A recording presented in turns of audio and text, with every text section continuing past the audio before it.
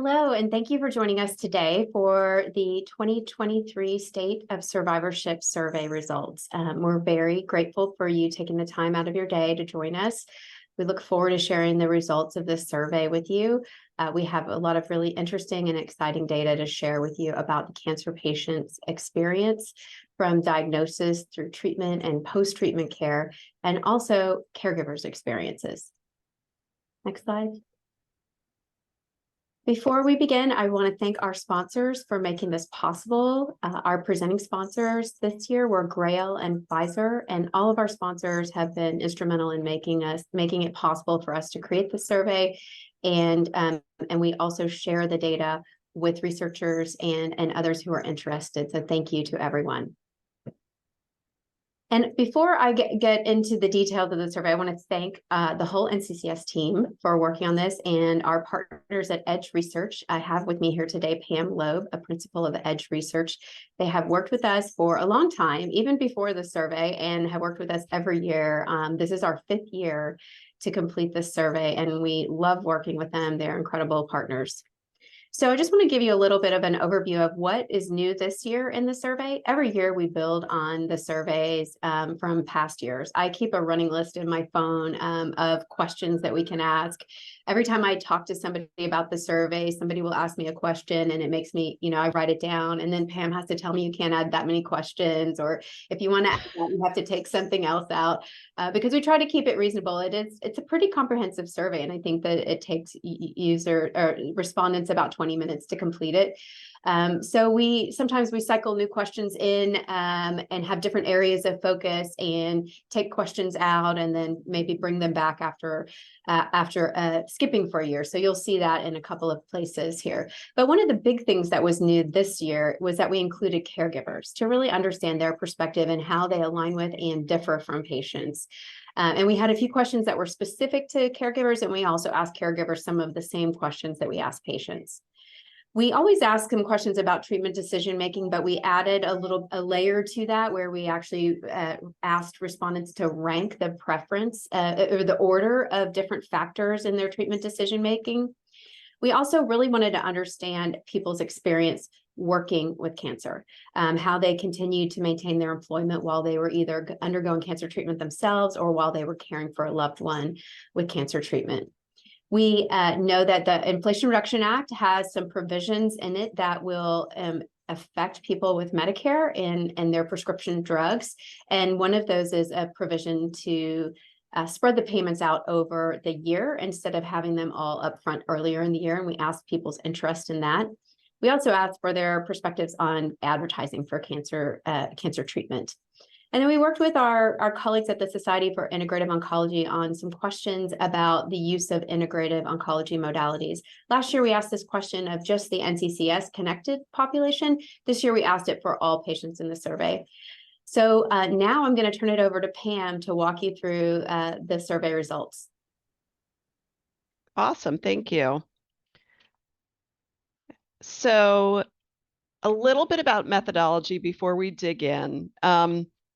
As Shelley mentioned, we have a new audience, caregivers, and we have some new topics, particularly around people's experience working while they're going through cancer treatment. And because of that, we always start our study with some qualitative research where we do in-depth interviews with people to really understand their perspective on any new topics or any new audiences. So this year we did 15 interviews, 10 with caregivers, 5 with patients who had recently undergone treatment and were employed during that, to have these conversations and make tweaks to the survey and make sure that we're representing how people talk about these issues in their own language.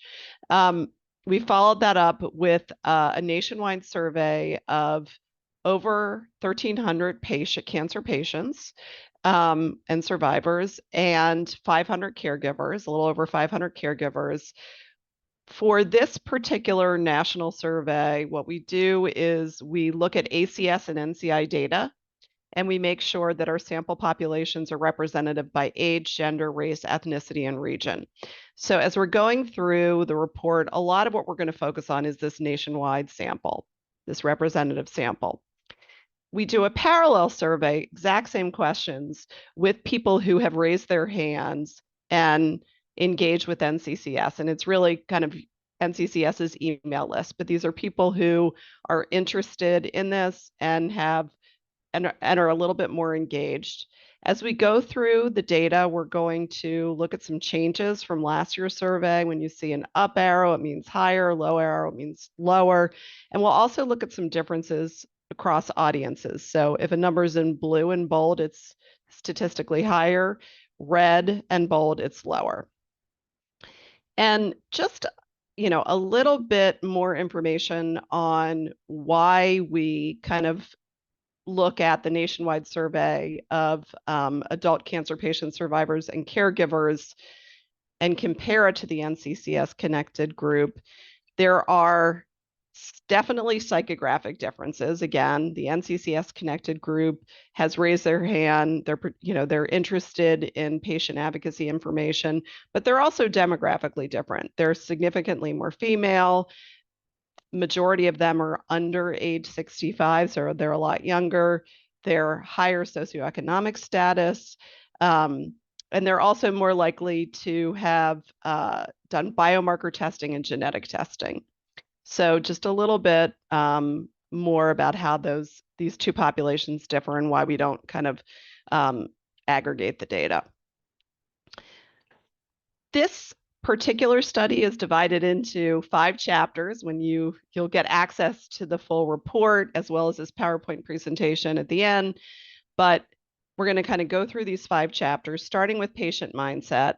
And post-pandemic, we see majorities of patients really deferring to their doctor more than they did just a year ago for treatment decisions versus doing their own research. So that's one of the interesting topics we're going to explore in this mindset section.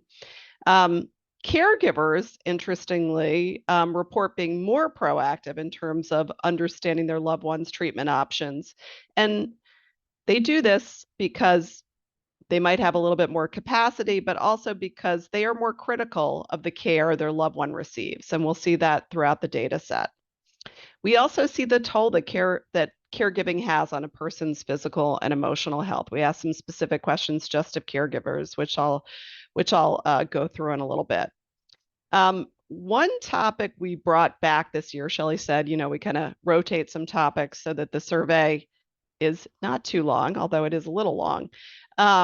But one topic we brought back this year was understanding the impact of having a care plan on patients and their families. And we see that those who have care plans tend to be more satisfied with their care and more informed about things like side effects or potential side effects. As Shelley said, one of the new topics this year was really drilling down on the impact of cancer on both patients and caregivers and their work, their employment.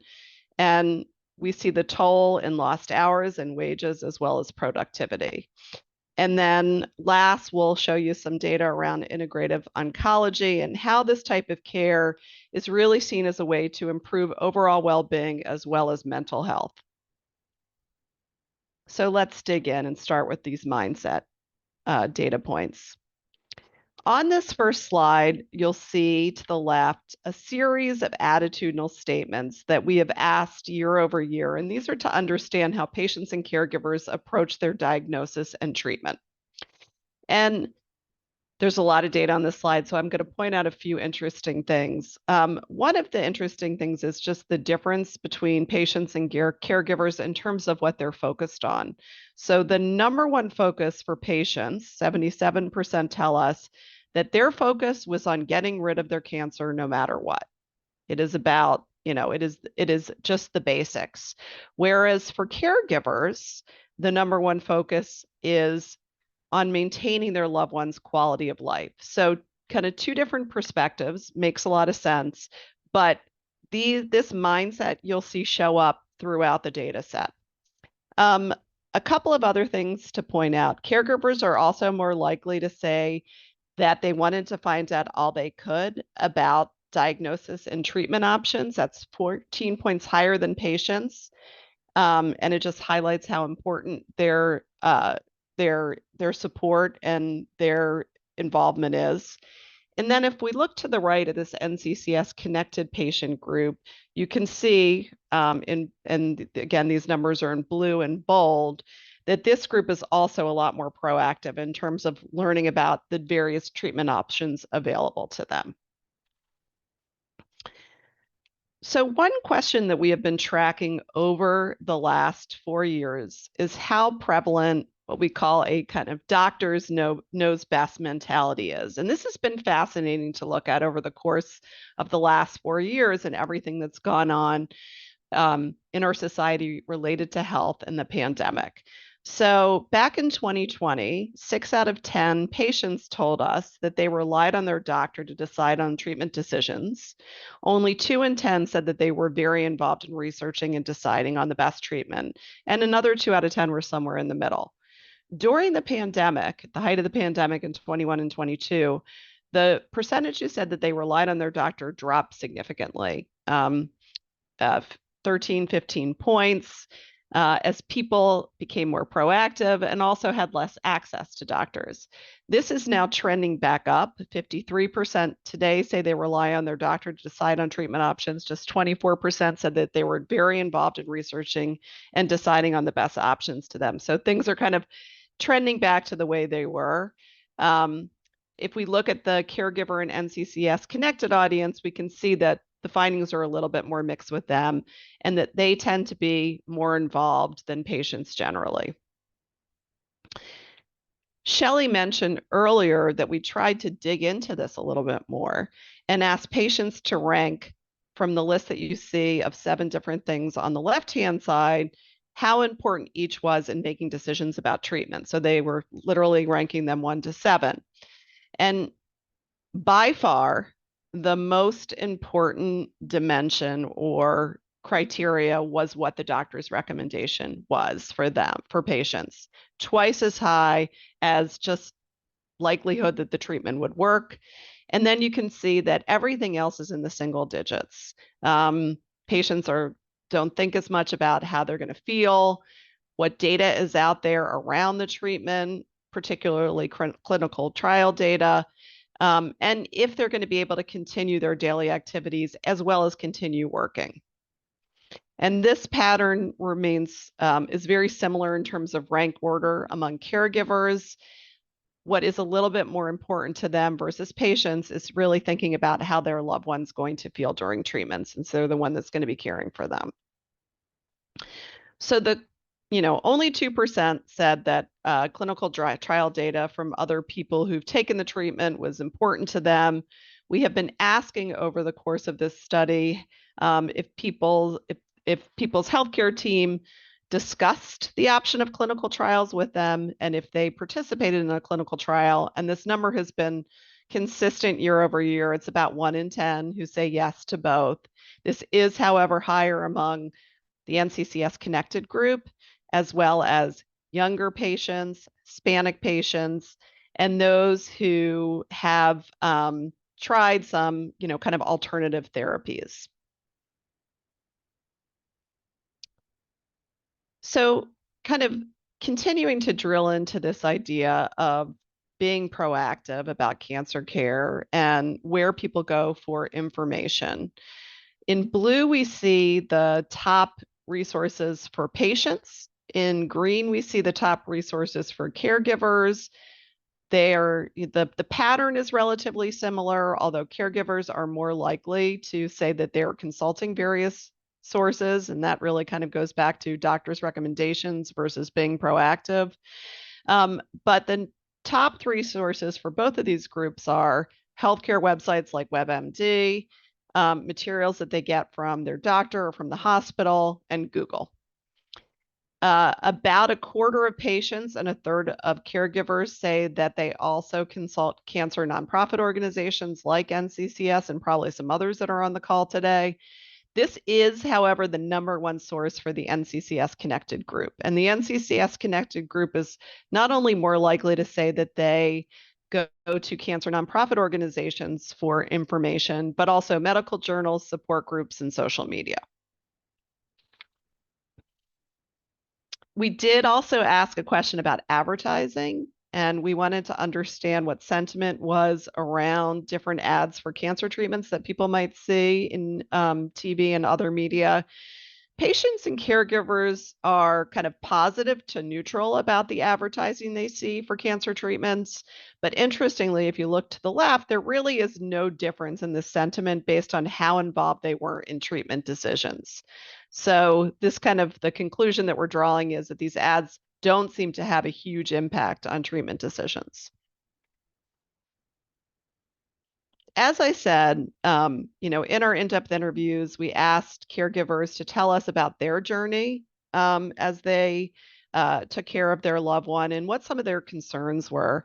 And we developed a list of statements. In dark green, you see the percentage who say they were very concerned about each of these. Light green is somewhat concerned, and the number at the end of each bar is the percentage who are concerned in total.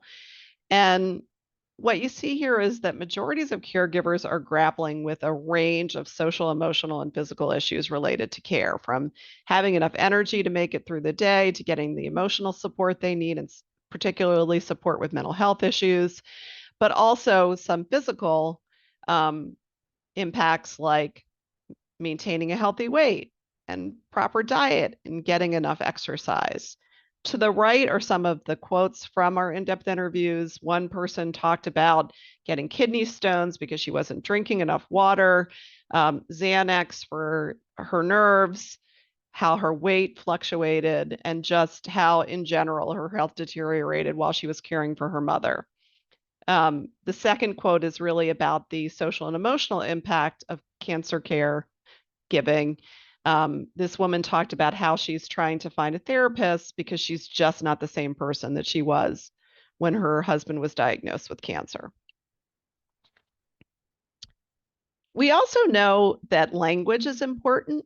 So we've been kind of historically asking people if they consider themselves patients, if they consider themselves a cancer survivor. 85% say yes.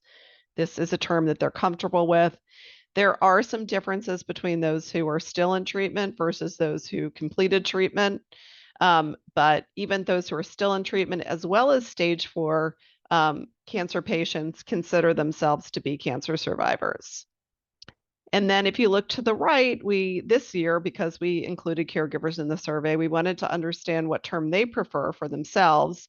65% prefer the term caregiver far more than prefer care partner, caretaker, or carer.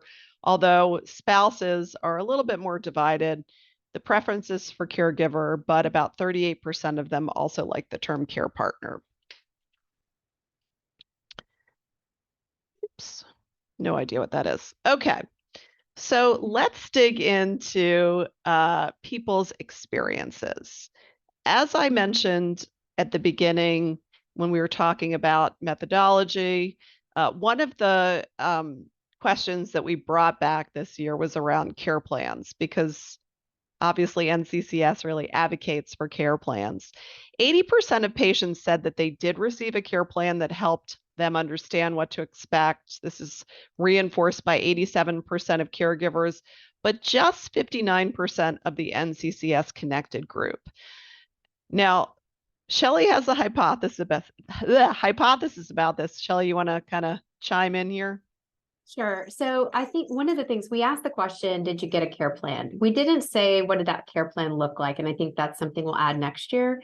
And I think that the difference here is, we've advocate for sort of a written care plan that outlines your treatment, what to expect, when to call the doctor, things like that. I think some people are getting that. And then some people are also feeling like they have a plan because they've talked about it, even if they didn't get something in writing. And we'll see, and Pam will show you throughout some of the next slides, that if you felt like you had a plan, whether it was written or whatever form it was, you were more satisfied with your care and felt better about understanding what was going on. My hypothesis is that the NCCS connected folks think of care plans the way we advocate for them, which is more of a written care plan, and they were less likely to receive that. But I think what we'll test that next year when if we ask this question, what we'll do is follow up with what kind of care plan was it? What did it look like? and we'll have a better understanding. But I think the good news here is that the majority of patients feel informed about the plan for their care. It still could be higher. I still think that having something in a written format would be more helpful to them. But if they feel informed, they're happier with the process. And you'll see that in the next slides as Pam goes through them. Awesome. Thanks, Shelley. So this is where we kind of drill down on the different phases of people's cancer journey, starting with screening and risk assessment through diagnosis, treatment, and post-treatment care. And as we've seen in previous surveys, most patients are, quite satisfied with care at each stage of their journey.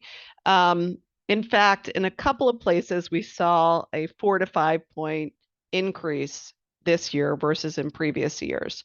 But we added a new question this year. We only asked it of stage 4 patients, and we asked how satisfied are they with their end of life planning and care?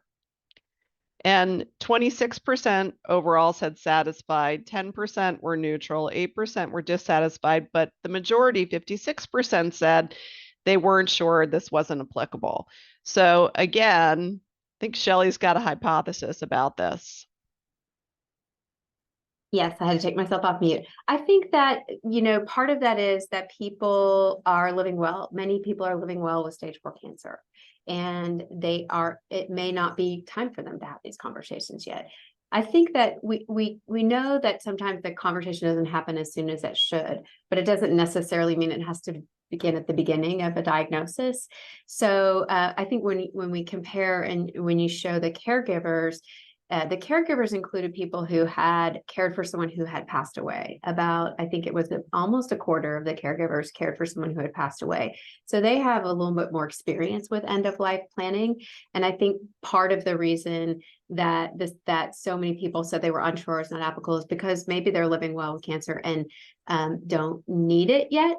But we did look at, and Pam, you can speak to this a little bit about the health status, because some of the people with stage 4 cancer in the survey are not in the best of health and maybe should be having those conversations, even if it's not something that they may face for a long time. I think what we hear from palliative care experts is we need to be having those conversations earlier rather than waiting until the last minute or till it's sort of inevitable, because it sort of destigmatizes if you talk about things like that earlier. Yeah, and I will just add that in a couple of the caregiver interviews, we had caregivers who talked about the fact that their loved one did not have a plan and how difficult that made the next phase of their life, because they had to make decisions that they were not really feeling they could make effectively. So important to do. This is kind of getting at what Shelley was just talking about a moment earlier. So I'm showing you the same data I showed you on the last slide in blue. It's the patient view.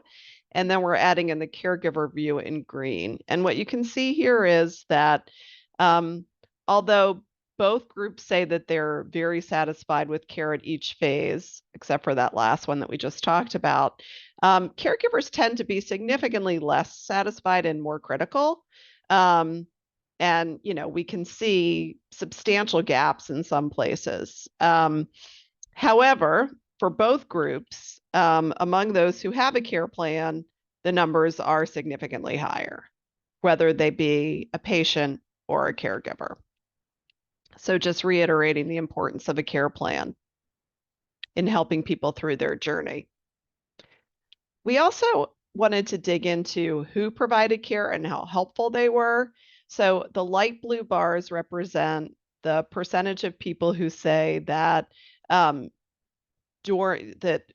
percentage of people who say each of the following healthcare providers help them during treatment. So, most prevalent oncologists, surgeons, and primary care physicians, followed by radiation oncologists and nurses. At the top of the page, those numbers with the little dots and the line, those show the percentage who say each of these different healthcare providers was very helpful during their cancer treatment. And The numbers are highest for oncologists, surgeons, radiation oncologists, and nurse practitioners. Where the numbers start to get a little bit lower are with primary care physicians, and this has been a trend that we've seen over time, as well as dietitians or nutritionists. And then we added pharmacists into the mix this year. 19% said that they consulted a pharmacist during their treatment. 54% said that person was helpful. And here you can just see the data among caregivers. Caregivers, again, tend to be, in some cases, a little bit more critical of the surgeon and the radiation oncologist. And the NCCS Connected group is more likely to see a range of different healthcare providers, but also tends to give lower scores on helpfulness, particularly for primary care physicians, nurses, radiation oncologists, surgeons, and cardiologists. And, you know, again, maybe that's one of the reasons why they have sought out NCCS for help. So here is just a little bit more information about why patients feel the way they do about their healthcare team. 7 out of 10 feel as if their healthcare team did a very good job of coordinating care, even though majority said that either all or some of the time they had to share information from one healthcare provider to another. We've tried to be a little bit more descriptive of what we mean by coordination of care over the course of time, but still most feel as if their care is pretty well coordinated. And then we followed that up with questions about, you know, how often did you feel like you could talk to your healthcare provider if you had concerns and that they listened and respected you?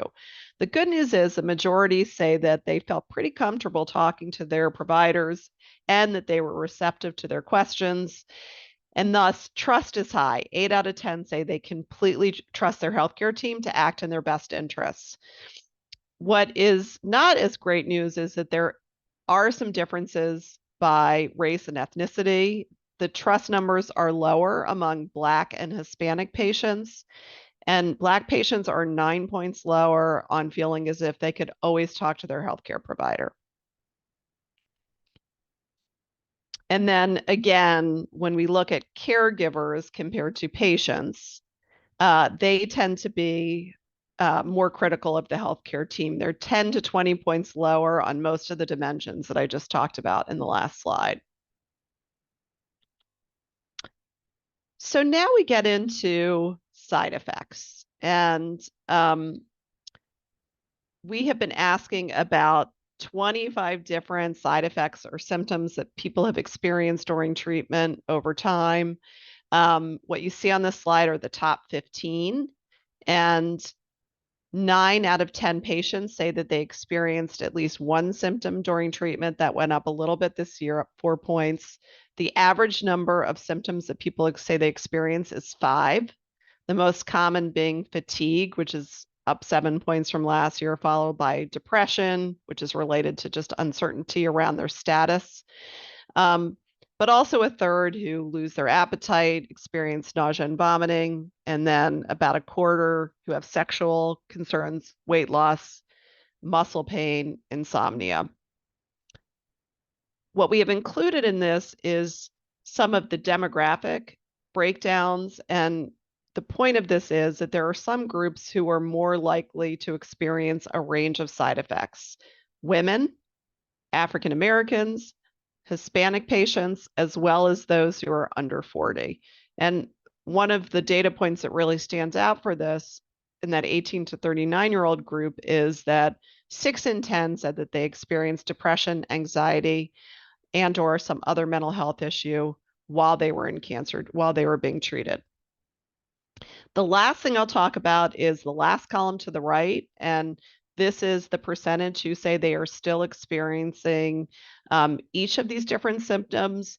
The average number is a little bit less than 3. So even after treatment, and this was only asked of those who completed treatment, many people are still experiencing like up to, on average, 3 symptoms related to either their treatment or their cancer.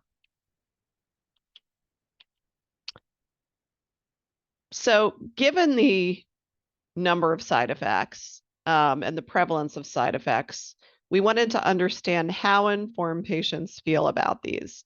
6 out of 10 said that they felt very informed about potential side effects. That jumps out to up to 7 out of 10 among those who say they have a care plan.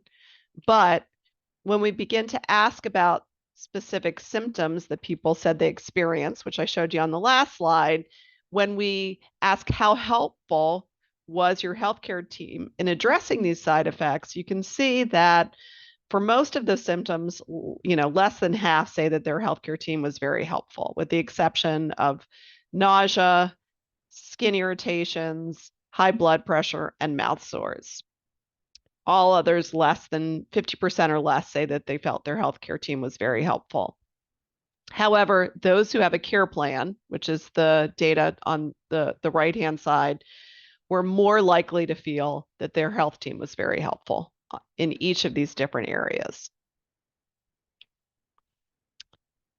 So now we get into post-treatment. And among those who completed treatment, we asked, who is the primary healthcare provider who's managing your post-treatment medical care? This year, the number who said that was an oncologist jumped up to 44%. And the percentage who said they were saying a primary care physician dropped a little bit to 30%. There were other healthcare providers mentioned, which you can see in that little call out to the right. And then we asked people, so what do you talk about at these post-treatment care visits? For most people, it's really like the basics. What follow-up tests do you need to take next time to monitor your cancer? Far fewer are talking about things like exercise or mental health or physical function. In fact, some of these have dropped this year from last year, as you can see from the down arrows. And when we follow up and we ask people, well, regardless of what you talk about, what are you interested in talking about? For the most part, it's kind of the same pattern. They're happy to talk about the follow-up tests, but not as many of them really want to drill down into other quality of life indicators. So focus on the basics. For a lot of people, they don't want to go deeper. That said, we have been, and I think we added this maybe 2 or 3 years ago, we have also been monitoring what the financial impacts of this disease are on people. And we asked about a variety of potential impacts. Those are what you see to the left-hand side of the slide. If we kind of add it all up, about 4 out of 10 said that they were impacted financially. That's down a little bit from last year, which is great. 43% said that there was some type of financial impact. But there are definitely groups that are much more likely to be financially impacted. The NCCS connected crowd, more likely to say that they've had financial impacts, as do caregivers. So I think that's really important to note that 7 out of 10 caregivers say that they have had some type of financial impact because they've cared for somebody with cancer, the number one being spending savings or retirement money to cover living expenses. We also see financial impacts more prevalent among younger cancer patients, African American, Hispanic, those who have not graduated from college, and stage 4 patients. So there are definitely some groups who are being impacted a lot more from this disease. And then Shelley talked a little bit about some of the advocacy work that's going on around Medicare patients and monthly prescription payment plans. We did ask a question in the survey about how interested people would be in a monthly payment plan. 32% of patients nationally said they were interested. That jumps to 42 among NCCS connected patients, although this is lower for both audiences among Medicare patients. So I think if this is a strategy that's being pursued, it's one that's going to need some education in terms of what's in it for them. Shelley, anything you want to add in here? I see you shaking your head. Because this benefit is specifically for Medicare beneficiaries. Exactly. I'm interested in it. So I think this, definitely speaks to the need to educate people about it as a potential benefit. So now we're going to get into a fancy word, presenteeism. So just what it's like to work with cancer for both patients and caregivers. Among the people that we surveyed, about half of patients said that they worked during treatment, a third were retired, and about 1 in 10 said that they were on disability. 2/3 of caregivers reported working during their loved one's cancer treatment. And if you recall earlier when I talked about some of the factors that impacted treatment decisions, really working, how to continue to work during treatment was not a key determination in terms of the treatment decisions that people made. That said, this is higher among some specific audiences. Again, African Americans, those who ended up applying for disability, those who don't have a college degree, those who ended up missing work because of their cancer care, and the group that was more impacted financially. So there's a little bit more of a tie-in for specific audiences. In terms of what the different impacts were or how people were impacted, we asked a number of potential, we gave people a number of options, which you see on the right-hand side. Again, patients are in blue, caregivers are in green.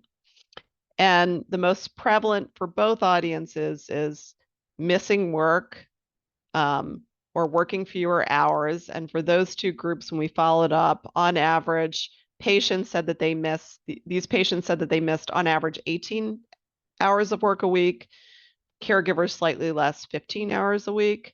But caregivers were more likely to say that they lost salary or wages, and that they felt like their work suffered.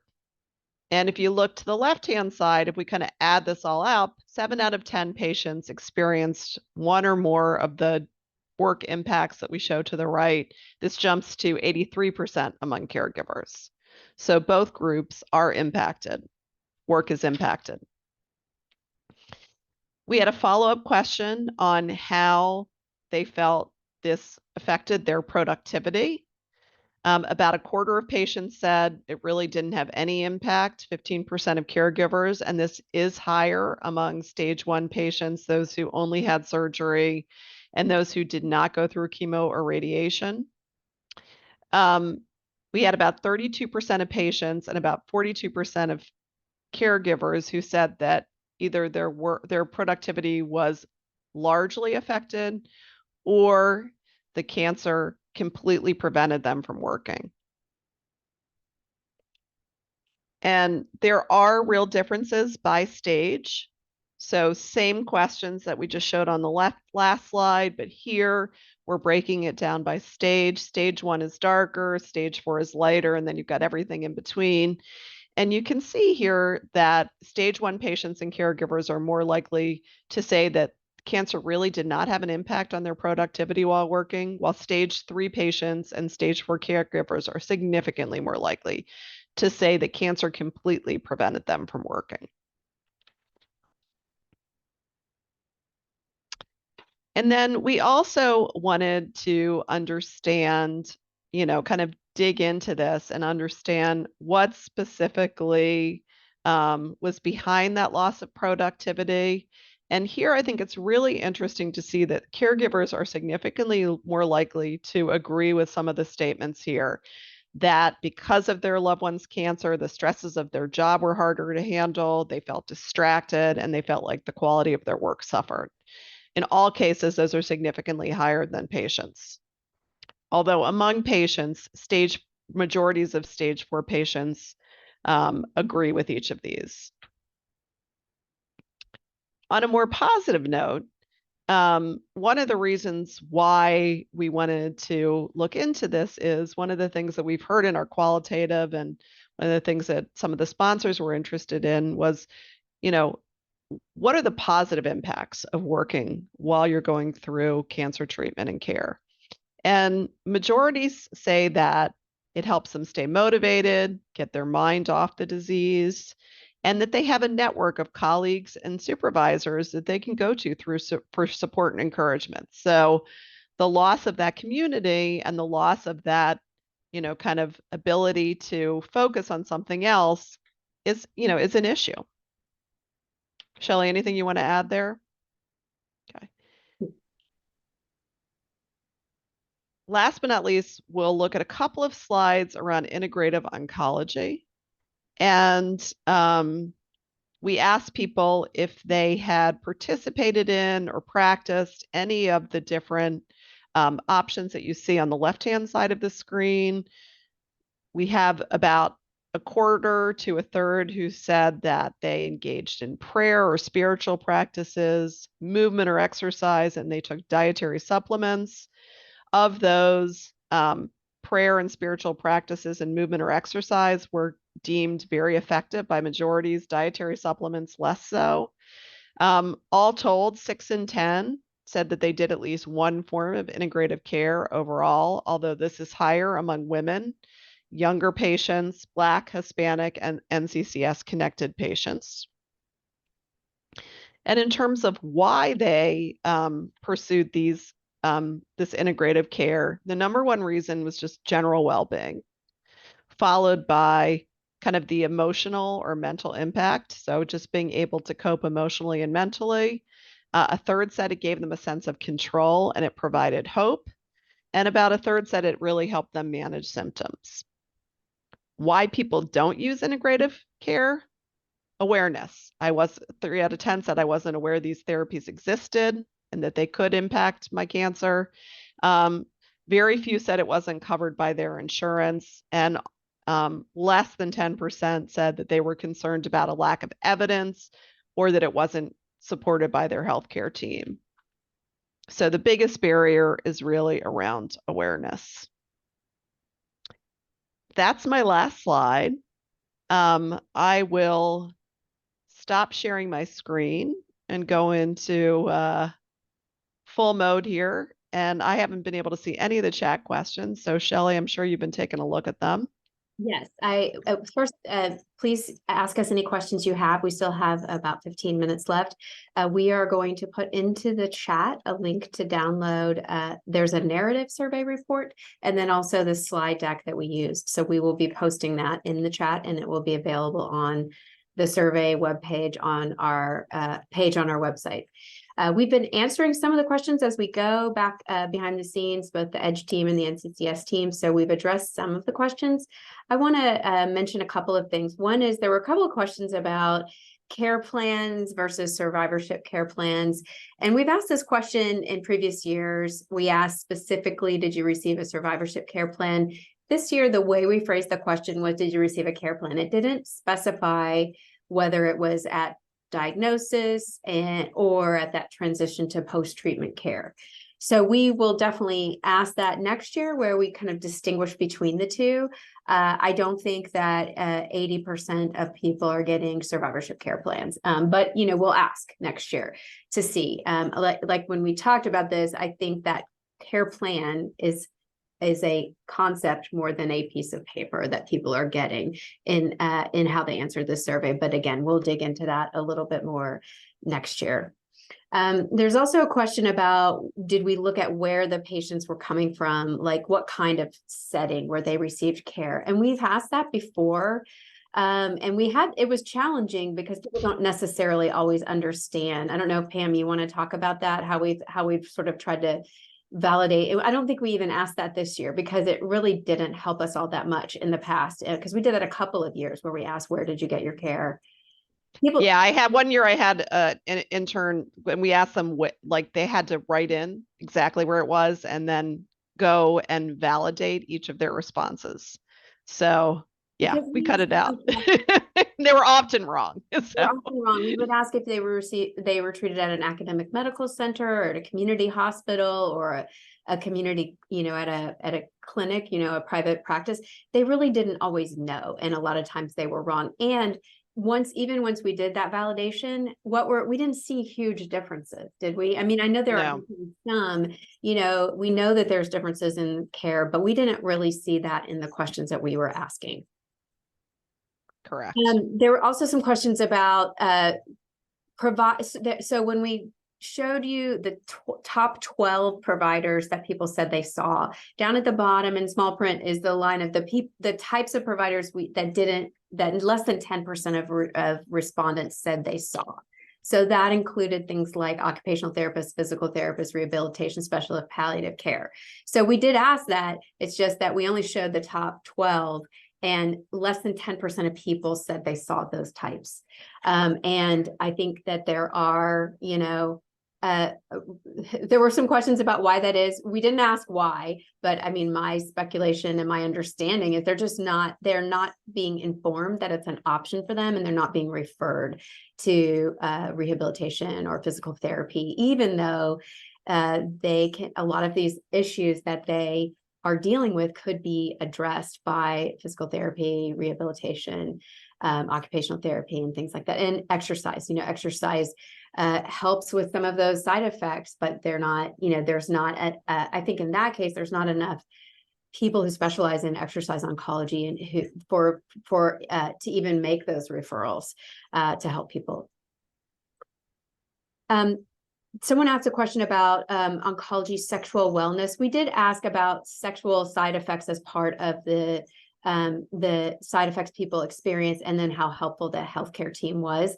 That was the one where men were higher on all the other side effects. Women were more likely to report than men, but not with sexual side effects. But when it came to how helpful the healthcare team was, it was not very helpful, because again, it's something I think a lot of times the healthcare teams don't have a lot of time, and they don't want to talk about the things that they don't know how to help people with, and they don't know always what to say in that instance. And I think next year we're hoping to have a webinar where we talk about that, because I think there are some, interventions to help make those conversations easier. And we look forward to having a webinar next year to talk about that. Yeah, just 29% felt like their healthcare team was very helpful. There's also a question, is there a sample care plan? There are sample care plans. I think we have those on our website. Also, ASCO creates templates for care plans and survivorship care plans. There's a question of, is there an optimal time to ask for it? I think that anytime you feel like you need it, you can ask for it. You don't have to be at that trend. I mean, there are, key times when ideally you should get one at diagnosis, if there's a change in your treatment, the transition to post-treatment survivorship. But if you didn't get one at that time, you can still ask for it if you feel like it would be helpful to you. And sometimes you do have to push for that and ask for it if you want to get it. And there was just a link posted in the chat in terms of where you can find it on NCCS's website. Shelley, somebody also asked what types of cancer were represented in the survey. All types. I mean, most prevalent were breast cancer and prostate cancer, I believe. But we included all types of cancer in the survey, and we had a range of, stage 1 through 4. And there was also a question about social workers. Social workers were included in the list of types of providers, and they also were seen by less than 10% of the respondents.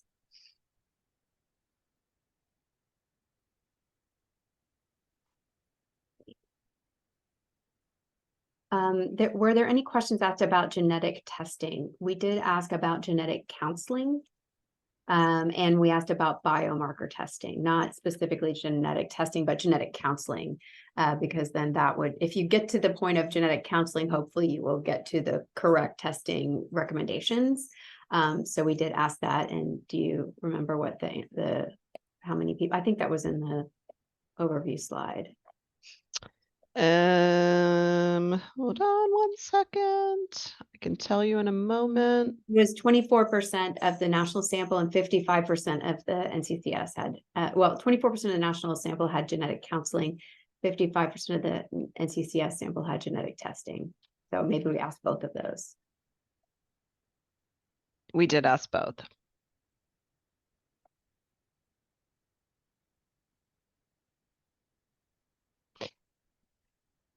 And Shelley, I'm saying in the Q&A how thrilled people are to see this, how important a care plan is, and that they will use this data in advocacy. So That's what it's here for.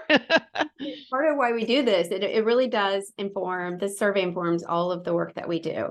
We use this data when we're advocating with Congress, when we send letters to the federal government to comment on different proposals and regulations. We quote data from this. We present it at conferences and to researchers, to clinicians. We share this data really widely because we want other people to benefit from it, and we know that researchers are using this in their grant proposals, and we actually are very open to working with people who want to use this data to support their work. So if you're interested in that, we've shared this survey instrument and people have replicated the survey in their communities. We've shared the data with researchers. If you're interested in that, you can go to the contact page on our website and submit a request for information, and we can talk with you about that, because we do want these data to be useful to everyone, and not just, a report on our website, but actually help people inform the work that they do. Pam, I have a question for you. A comment that was made was that in other research, the kind of dynamic that we saw where the caregivers were more focused on quality of life and patients were focused on will it work. This commenter said that in other research, they'd seen it the opposite, where the caregiver sort of pushing the patient to push through, and the patient was more concerned about quality of life. I'm interested in I know you do a lot of health related research and data or surveys for different organizations, and if you've seen the same dynamic that we saw in other studies that you've done. I have seen for other organizations, specifically other cancer organizations, I have seen this exact same dynamic that we're saying in this. Yeah. So this kind of reinforces what I've seen. I'd be interested to just see some of those studies and how they've asked the questions. But yeah, this is it's been pretty consistent with other studies that we've done for other cancer advocacy organizations.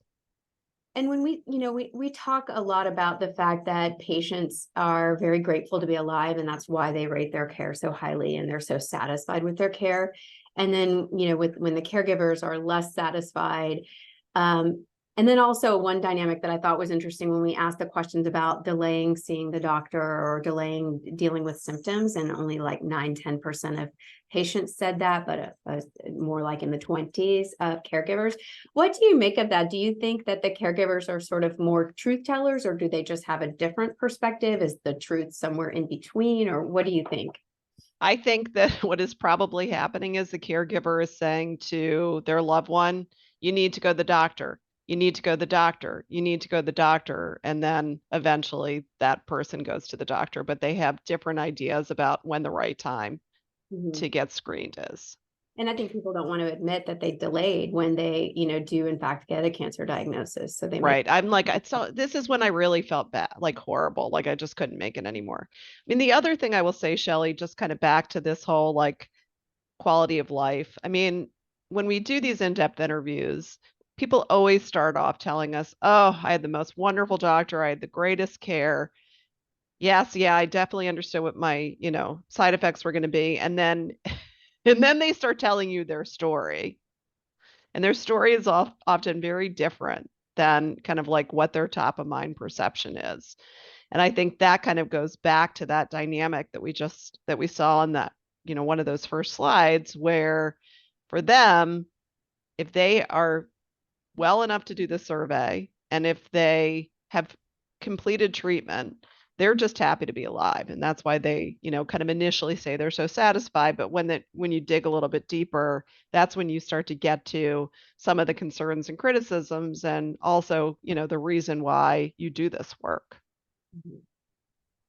There's a question about the NCCS Connected group, and we shared that one of the first slides kind of shows the breakdown of the national sample versus the NCCS Connected group. We say connected because they learned about the survey from us. They could be our most active advocates who come to our symposium every year, or they could be someone who just happens to follow us on Facebook. So we didn't specifically quantify their level of engagement with us, but just by virtue of the fact that they've sought us out and found us, they're somewhat more engaged than many in the national sample. Remember when we asked where you go for information, 25% 24% of the patients in the national sample did not go anywhere for information because they really are relying on their doctor to tell them what to do. And that reminds me, I wanted to mention one point when you talked about sort of when we had the ranking of preferences for factors involved in treatment decision-making. While things like clinical trial data and real-world evidence hold very low, I think that it's not that they're not important, it's just that they are filtered through the doctor's recommendation. And so, there are a subset of patients who are seeking that out, want that information, really want to factor that in, but average patients are really much more likely to just ask the doctor what to do and their recommendation is the number one. Now, I just think, one of the things that we've said before when we do this survey is that, to me, this is a reminder that the people we're talking to every day, the engaged patients, are not necessarily representative of average patients, and we need to work for both.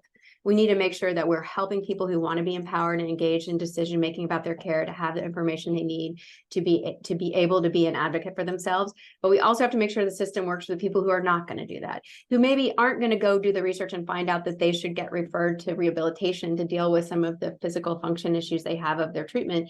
And we need to push to try to make the system work for them so that they get that referral, and that they don't have to go out and do the research. You shouldn't have to get a PhD in cancer to be able to manage your own cancer treatment. And some people do that, but you shouldn't have to. And I think this just continues to reinforce why we sort of take two tracks in our advocacy, both empowering people to be involved in their care and also trying to improve the system for everyone.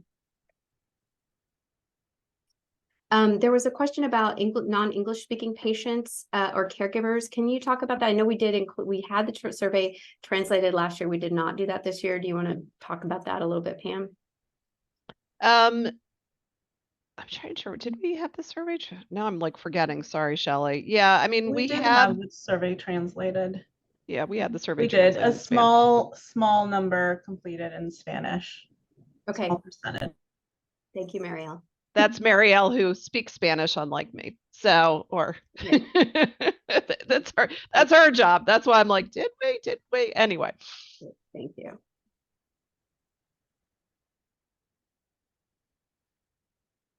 There's some other questions about, did we ask this? Did we ask this? I will be adding those to our list for next year that we'll be thinking about. Sometimes there was a question about nutrition. We didn't delve into specifics of each of those things. We asked if you saw a nutritionist, was it helpful, and not why it was or wasn't. And same with all of the other types of providers that we asked about.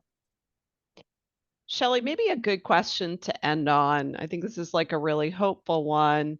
And this is from, thank you so much. How can I, as a nurse and founder of a nonprofit, help cancer patients do more? Do you have any thoughts on that? That's wonderful. Well, for one thing, all of the healthcare providers here, please join our Survivorship Champions program, which is really to help people who want to improve survivorship care, whether they be healthcare professionals or researchers. And that includes people in oncology and people in primary care. I think, to me, there was also a question asked about, why aren't patients talking about these challenges that affect them in their appointments? And I think part of it is they don't necessarily think someone can help them with it. And so they're not necessarily bringing it up because they don't think it's necessarily something that they can do anything about. And then the providers are so stretched for time in their appointments, and they don't have time to talk about all of the things. So one of the things we worked on a few years ago was a project on helping people return to functional status, or really asking them all of the areas where they may be struggling. But you can't ask that unless you're actually going to help somebody deal with those things. So if you can ask your patients if they're dealing with these things, and then know how to refer them for support if they are. So if they're dealing with anxiety, or if they need a support group, or if they need financial assistance, if you don't ask, they're not necessarily going to bring it up, but you can't ask unless you have the resources to be able to support them and to point them in the right direction, or to be able. And I think that's part of why people don't ask, is because they don't always have either the time or the resources to be able to help them address the things. And you don't want to bring it up and say, I'm sorry, I can't help. So I think, to me, being proactive and asking those things, and then being able to answer answer those concerns with resources in the community and things that they can do to help actually improve their lives. And now we're at 2:00, and thank you so much, Pam, for this presentation. Thank you, everybody, for joining. I'm sorry we didn't get to all of the questions. We really appreciate you spending time with us today, and hope you will download the report. And if you have suggestions, share them with us, and we will consider them for our survey next year. Thank you to everyone who helped put this together. We're really grateful. Thank you so much.